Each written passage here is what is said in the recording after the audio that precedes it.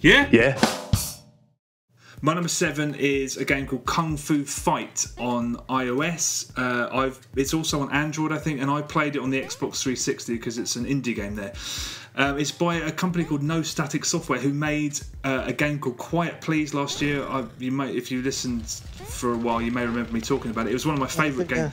Yeah, it's one of my favourite games of last year, and if I'd have remembered, thought about it when I was compiling my list of my favourite games of last year, it probably would have been up there. It's a fantastic, incredibly charming little indie adventure game, and it's 69p on iOS or 80 Microsoft points. Get it, Quiet Please. But anyway, this is by the same people. Kung Fu Fight. It's there is a word for it, but what do you call those games where you're always running constantly? Is there a word for that? No, yeah. I mean, no, I don't know the word, but what would I call it? The Forrest Gump video game? I don't know, right? Okay. I can't think of a quirky genre for it. No, I couldn't work out whether someone had come up with a word for it or not. But anyway, let's just call it a Forrest Gump game, yeah. Okay, gotcha. You're always running, and it's animated in a very it's the same art style as Quiet Please, which means that it's very deliberately primitive. I don't know what the word is for that either, but it looks like a sort of an Atari 2600 game.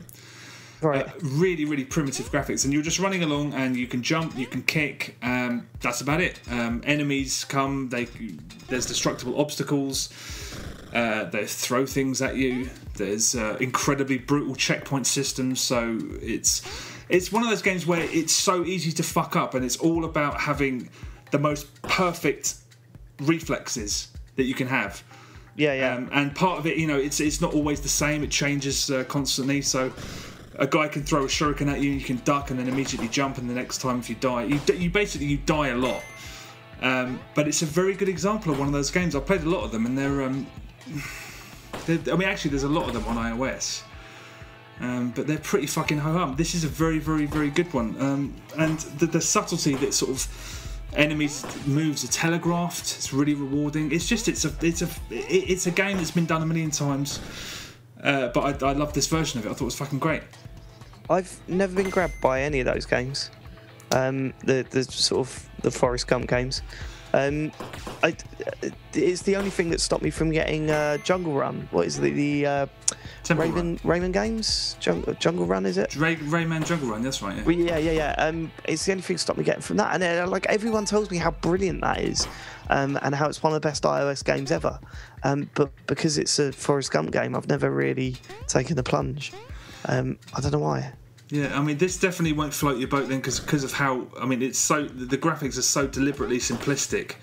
But a lot of the time, those sort of games, I don't know, this just felt like I was a lot more relying on my wits. And it's a very subtle, I thought it was really great, but then I'm starting to just love everything that this company does, because they do very, very, very short, but there's quality control, so it's I rate it. Even though you can look at sort of footage on the internet, maybe Kung Fu Fight. It should give you an idea of whether it's your thing or not.